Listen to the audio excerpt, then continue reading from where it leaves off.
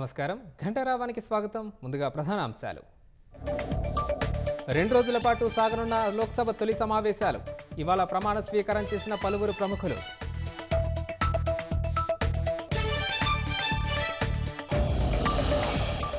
ప్రజలు బాధ్యత గల ప్రతిపక్షాన్ని కాంక్షిస్తున్నారన్న ప్రధాని.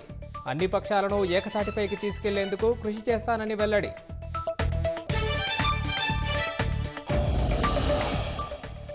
ఢిల్లీ చేరుకున్న ముఖ్యమంత్రి రేవంత్ రెడ్డి. మంత్రివర్గ కూర్పు, పీసీసీ అధ్యక్షుడి ఎంపికపై చర్చించే అవకాశం.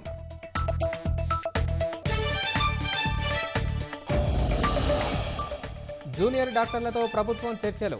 హాజరైన ఉస్మానియా, గాంధీ ఆసుపత్రుల జూడాలు.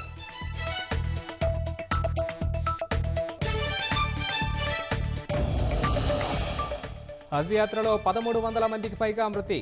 ఎండ వడగాలులే మరణాలకు కారణమన్న సౌదీ అరేబియా.